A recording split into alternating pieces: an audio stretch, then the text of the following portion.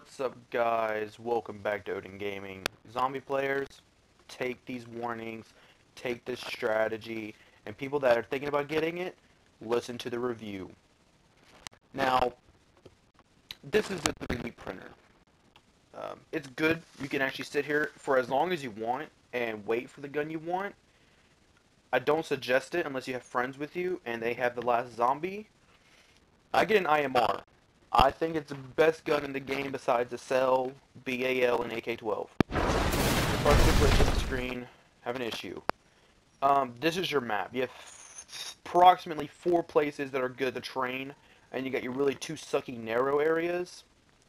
They did give you an advantage in one of the narrow areas, which is the chute, which is beside the MP11, or the decontamination area, which I'll show you in a minute, but the map is great. There's actually maps all over the game, or in the map, which tell you where everything is. But just for safety, I'm going to let you know where they are anyway. So, this is the decontamination area. That's for infected rounds. Now, about the upgrader, that's where you upgrade your weapons. It's 2,500 bucks. That's an MP11. Now, if you're not hitting the box, which I don't usually in the beginning, because it's really lame, you want to get the MP11. It costs the amount that the box does, but you're guaranteed that gun. You're never guaranteed anything you're looking at. You could hit it when you're looking at it, but it will switch straight to the other gun, so it's kind of like a hit or miss. That green thing right there, that will give you credits. Right now I have 9,000 points, but now I have 1,000. But if I had hit it, it would have given me the 1,000 points, and I could either get more money for the MP11, I could open the door beside me, I could have opened the box up, or the 3D printer. You got a lot of those things located around the map. Now this right here, if I could describe it as your dream class. Everyone should have one. And what I mean by dream class is a class that you know you're going to dominate with. Mine is usually involving the Cell 3, and as a secondary, either the AK-12, the BAL, or the IMR. And if I don't have the Cell 3, it's usually the RW1. Now, I know you're thinking, does a single-shot pistol, and it sucks to reload. If you have fast reload, it's okay. You just need really good accuracy, and you want to line up your zombies, because the bullet will pierce multiple zombies at a time. Now, if you just saw there, I got smacked quite a bit by the zombies. With Exo Health, you could approximately get smacked about 6 times, depending on what kind of zombie is hitting you. I think Exo Zombies, I mean, not the Exo Zombies, the EMP Zombies, with the ones with the electric feature around them, do not hit as hard. Their primary goal is to, well, disable you, like they are right now, which they suck. The green ones, they explode. Round 30, 39, 40, when you get that far, you want to kill the green ones when you have a group. They will work with you. I mean, I'm not saying like they don't work with you willingly, but you can manipulate. If I can say the word right, you can make them do what you want.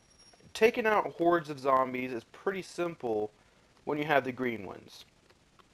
Now, the ones with the red chests and the really bright red eyes, I think they move faster, they jump further, and I think they do more damage. I'm not certain. It's just by observing, I haven't looked any of this up.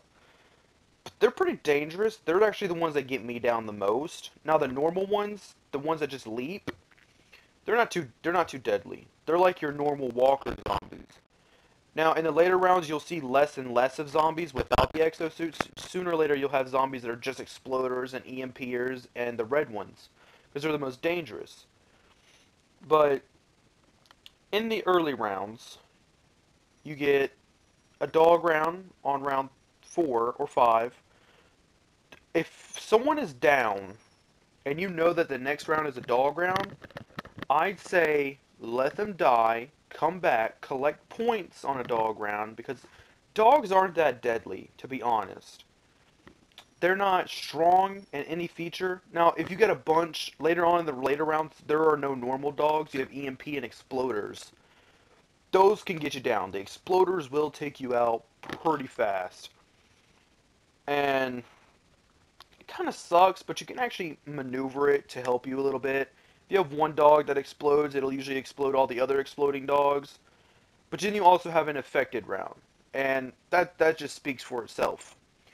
The affected round, you get touched, you go to the decontamination. Now, I'm gonna, like, right here, the power's off.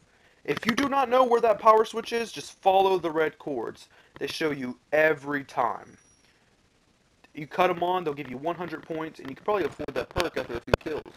I'm using the AMR9, which is a 4-round burst, but it's a really good gun. I suggest buying it if you open up the hub first. If you don't open up the hub first, then you should buy the MP11, as I demonstrated earlier. It depends what your teammate opens first. Don't go opening the other door just for that other gun, because then not only did you waste your own money, but you opened up a door that allows zombies to come in at a later round. Like, usually, if you're good, you can open up the least amount of doors. That's great, because you do not want to get flooded. Me and my friends, we usually keep the big doors and the main door in the beginning to the hub closed. Now, I just looked at the security system. I cannot stress to you enough how good you will do if you take advantage of what you have around you. Take advantage of the DNA bombs, take advantage of security, take advantage of your zombies. If you see an exploder zombie and you have a big crowd, don't shoot a grenade in there. Shoot one of the zombies. That will do the best for you. Now, the little lightning bolt, um, I don't know what it's called. I think it's called like power surge or something. That is your flash.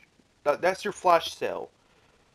And I'm calling it the flash sale because it disappears so fast, and it's like it's impossible to get in the middle of a round. Back in the day, you could hit a mystery box and it wouldn't matter. This, it's really harder to do. So if you could save them, save your lightning bolts till the later rounds, and that will also help you quite a bit. Now, these things, those little two things that popped up on the map, those are what are now our support drops. We have support drops in zombies. This is your credits, and the other one behind me is your camo. Now, if you're a reviver and you know that your teammates go down a lot, you steal every camo.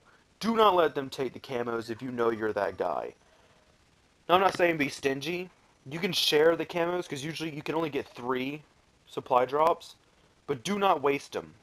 Do not waste them at all. Do not, if it's round 10 and someone's down and you waste a freaking camo, that's just disappointing. And it's a waste, especially with the drones and the sentry guns.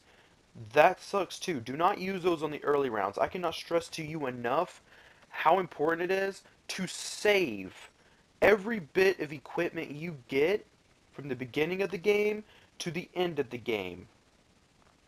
I'm sorry for the few mic glitches I had in the beginning of this video. I hope y'all really take this into consideration.